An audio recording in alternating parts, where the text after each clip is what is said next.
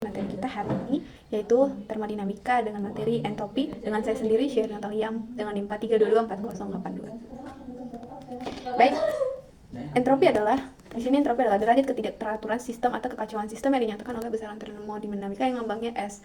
Entropi sendiri dilambangkan dengan delta S. Makin tinggi suatu entropi, makin tidak teratur suatu sistem. Nah, di sini ada beberapa ciri-ciri entropi bertambah. Yang pertama, zat padat ke cair ke gas berarti entropinya naik. Nah, di sini juga jumlah mol gas bertambah dalam reaksi saat entropinya naik. Suhu naik, sudah pasti entropinya naik. Pencampuran zat sama dengan entropinya juga bisa naik. Simbol di sini untuk entropi tetap delta S dengan satuan joule per mol Kelvin. Nah, perubahan entropi didefinisikan sebagai delta S sebagai perubahan entropi. Delta S sendiri, jika delta S lebih dari 0 berarti sistem cenderung spontan atau irreversible. Sedangkan delta S kurang dari 0 berarti sistem cenderung tidak spontan atau reversible. Nah, entropi di sini entropi panas lebih kecil dari entropi cair, lebih kecil lagi dari gas. Ini yang dimaksud adalah untuk semua zat keadaan padatnya lebih teratur daripada keadaan cair dan keadaan cairnya lebih teratur daripada keadaan gas. Nah, spontanitas proses. Di sini ada spontan dan tidak spontan. Spontan sendiri adalah proses yang terjadi secara spontan di alam berlangsung yang menunjukkan kesetimbangan. Misalnya air mengalir dari tempat yang tinggi ke tempat yang rendah, itu adalah contoh kasus dari spontan. Nah, gas berekspansi dari tekanan tinggi ke tekanan yang rendah. Sedangkan proses tidak spontan sendiri adalah proses yang terjadi jika energi dipasok ke sistem agar terjadi yang tidak spontan, atau ada usaha atau ada gerakan. Misalnya, contoh memindahkan energi dari benda dingin ke benda panas atau mempresi gas dari tekanan rendah ke tekanan tinggi, itu memerlukan usaha. Nah, selanjutnya energi dari sumber luar dibutuhkan untuk memompa air dari tempat rendah ke tempat yang tinggi. Nah, kita sering melihat mesin air yang dipompa, itu menunjukkan proses tidak spontan karena memerlukan usaha di dalamnya. Nah, masuk ke energi bebas Gibbs. Hubungan dengan energi bebas Gibbs dapat dilihat sebagai berikut. Entropi sangat mempengaruhi spontanitas reaksi, terutama pada suhu yang tinggi. Nah, rumus entropi sendiri adalah delta S total sama dengan delta S sistem ditambah delta S lingkungan. Delta S lingkungan sama dengan min delta H per T. Jadi delta S kurang delta H per T. Energi bebas Gibbs. Nah, ada beberapa rumus untuk energi bebas Gibbs. Yang pertama, delta G sama dengan delta H dikurang T kali delta S. Delta G sama dengan delta H dikurang T dikali delta S. Di mana delta G standar sama dengan delta H standar kurang T dikali delta S standar. Pada kondisi non standar, delta G kurang delta G standar, delta G sama dengan delta G standar ditambah RT ln Q. Nah, di sini ada contoh soal yang minggu lalu telah diberikan. Soalnya seperti ini. Jika diketahui harga perubahan entropi delta S sebesar min 200, harusnya sini min 3220 joule, karena ada soal baru yang diberikan. Nah, jadi di sini yang diketahui itu delta H standarnya sama dengan min 890,4 kJ per mol.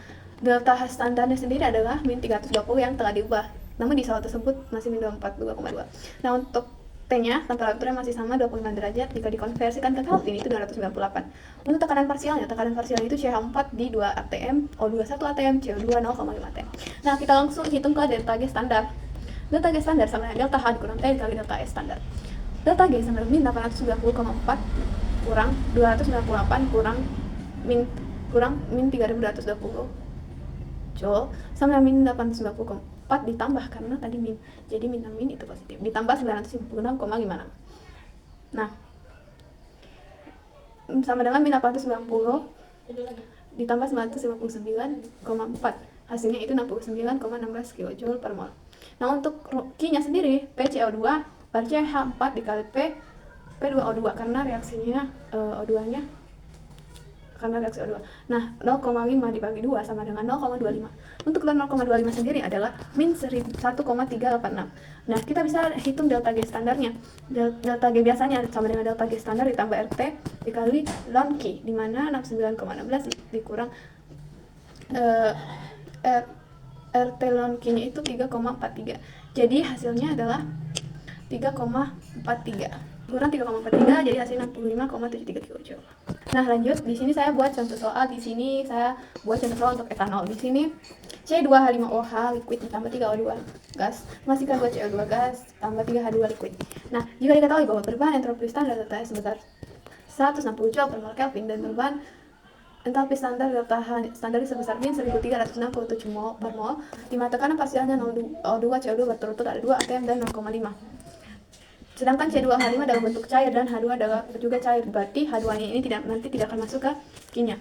Maka hitungan perubahan energi bebas delta G pada suhu 25 derajat. Nah, yang pertama itu seperti diketahui delta H-nya min 1367 kJ per mol, delta S standarnya 160 joule, yang mana kalau kita konversikan itu bisa 0,160. Nah, T-nya di sini 25 derajat sama dengan 98 Kelvin, R-nya 8,314, tekanan parsialnya untuk PO2 2 atm.